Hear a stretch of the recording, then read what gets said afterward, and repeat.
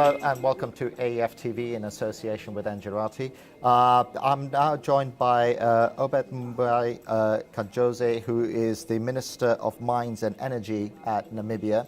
And first off, Minister, thank you for joining us. I mean, it's great that you've taken the time to just, share your thoughts here. And one of the things, just to give us a little bit of context about what we're going to be talking about later on in the interview, is can you just give us an overview about power and energy, the landscape within Namibia? Thank you for having me. And for Namibia as the minister, it's my first to be here, my first conference, AEF conference, and I'm very delighted to be here. I met with some very professional people, a lot of interests. I wish I had done this before. I also think that the Africa Energy Forum is one where ideally should really alternate between a typical African country that creates the interests for investors, and you choose one such with the list of developed infrastructure, just to bring it home as to what is being advocated and why. I've been the world over in my previous dispensation as head of the National Oil Company, and clearly among the many planes I have been on over the last 20 years, when they show you the flight maps, you can clearly tell which continent needs more lighting. So I deplore the AEF to, at some point, really choose a setting which is the most deprived and have a conference of this nature, where you invite the energy ministers to really see what we are talking about, where you have those energy ministers interact with investors, and where the ordinary affected individual, the beneficiary, is the African citizen in that very setting. That way we crystallize theories to reality. Often perhaps when we get here, these are developed cities with infrastructure that is advanced over many, many years. But when you are in a typical setting, and this is what I discovered becoming a minister, from a white-collar job to just be mixing with the ordinary person, it's quite a different experience from simply being moved from a white-collar to another white-collar job. There is that gap. And it is that, so a little bit about putting it into context and just spending the rest of our time here talking about this particular issue. I remember doing an interview last year with another energy minister from Africa who said, listen, my problem isn't how many PPAs I can sign. My problem is how do I evacuate the power and get it to the person who needs it most, and that's effectively what you're saying. And that is our problem. We have an economy that in the last 27 years actually grew in such leaps and bounds, to the extent that if you compare that growth to both our southern and northern neighbors, both Angola to the north and South Africa to the south, we were doing a growth of between 3.5% to 4% until the recent slump. Now, if you compared the need for power to fuel that growth, our power sector grew by much less than that. And it's simply a matter of bureaucracy. We have a utility that was the very dominant body. It generates, it transmits, it supplies, it distributes. We have quasi sort of unpacked that and reformed the sector to a large extent.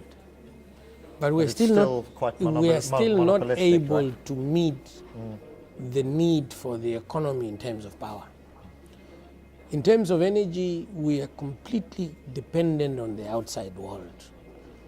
All our refined products, we have no production at the level of oil and gas. So whatever we consume at the level of energy supply, petroleum refined products, is 100% from international markets. 60% of our power is actually imported from the region.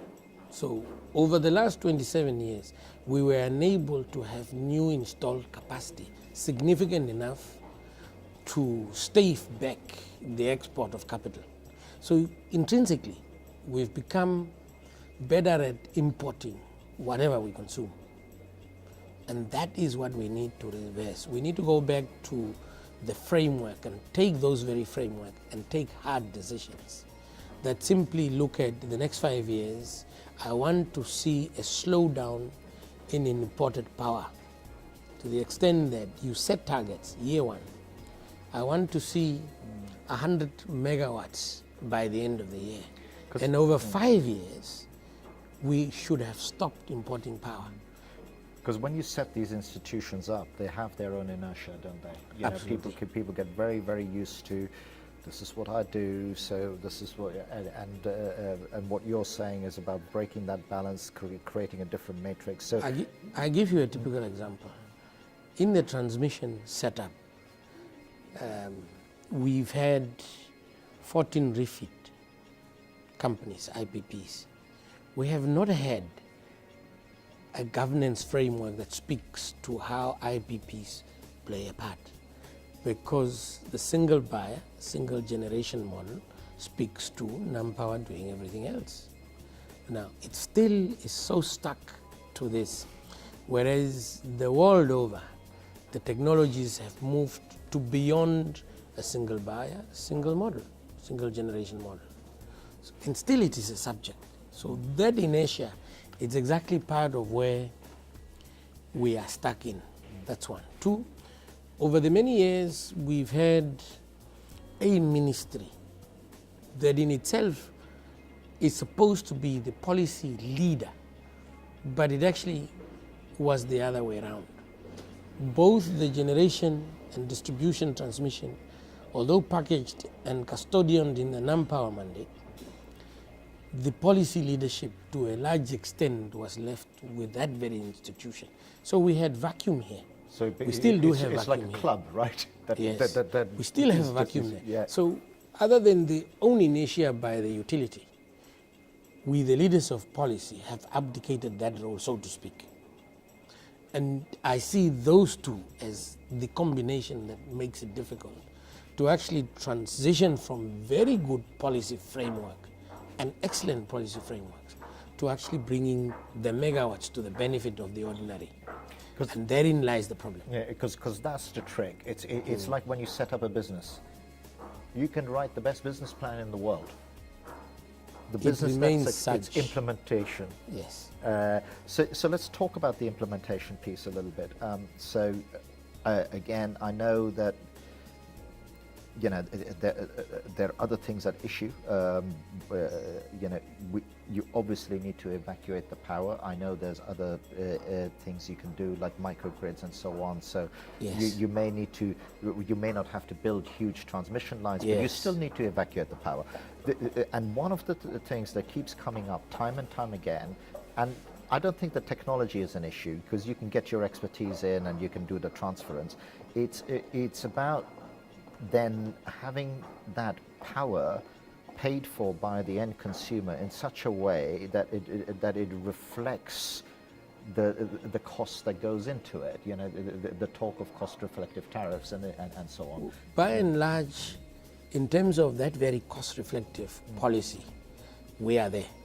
We are one of the very few countries in the Southern African setup to have reached cost reflectivity. Is that because you had to, because you're so reliant on imports that it actually costs you In very fact, real money? Yes, yeah. very much that. Yeah. And plus government took the bait and simply decided we want by year X to be cost reflective.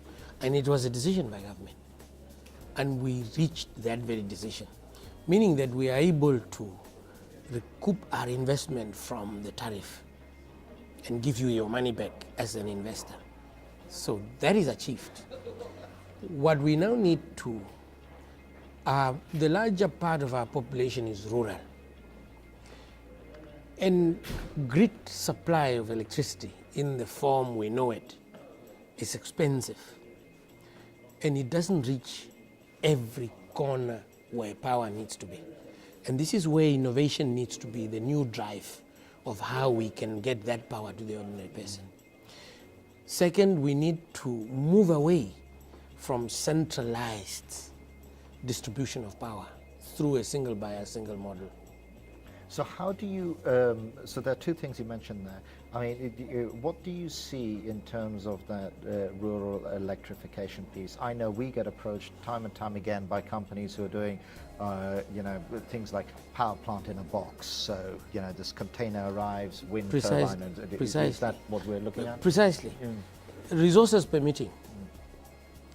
We should not be staring into the ordinary abyss. Without the grid, we can't bring power. There are places where the highest concentration of our population is in the most remotest area.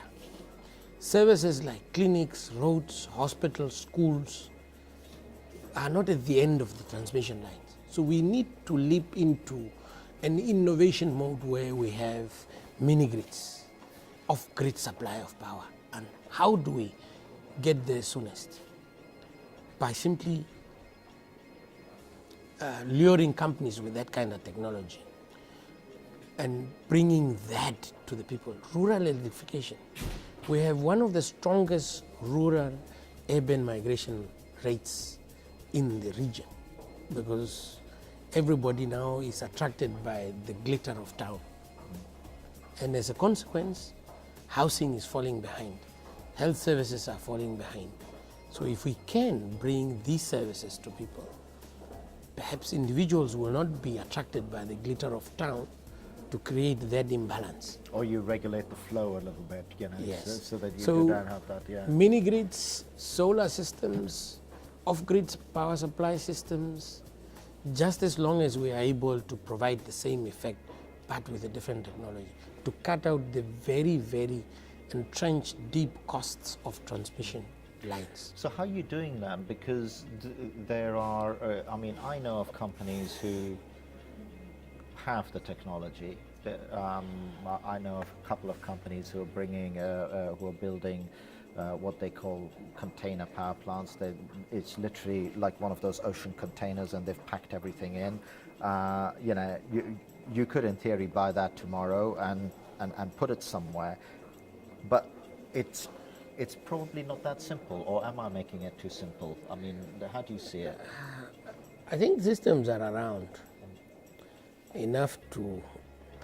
We have in one of the remotest areas a solar photovoltaic plant with a backup genset for that odd couple of weeks that virtually never happens in Namibia, for when you have cloud cover extended and unintendedly for longer periods. I wish I could move to Namibia. I live in London, right? So cloud cover in all that the time. case, the only drawback to a solar PV system like that is it's only over a 12-hour period. It's out for most of the night unless you have storage. If we can really bring the storage component to that, we have a perfect solution.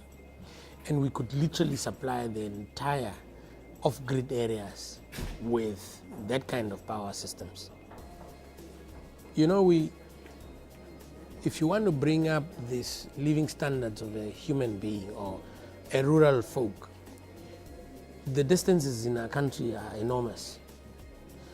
As I land on Saturday, the 9th or the 10th, I should actually be getting into a vehicle and it'll take me about 6 hours to cover about 900 kilos. Very remote. And is that not the big, you talked about it at the top of this interview, and I'm just conscious of time, I'm getting signals from my camera, but you talked about it at the top of it, and it's one of the things that I feel about a conference like this. you know, that the bias is still, and we talked about inertia of people, right? People do something, that's what they do. It takes the penny to drop to change behavior. A lot of the conversation that is happening here is about, hey, big solar plants, big wind plants. It's renewable, but it's big. You know, big needs the old way of thinking, transmission line, distribution grid, otherwise it doesn't work, right? Economics don't stack up.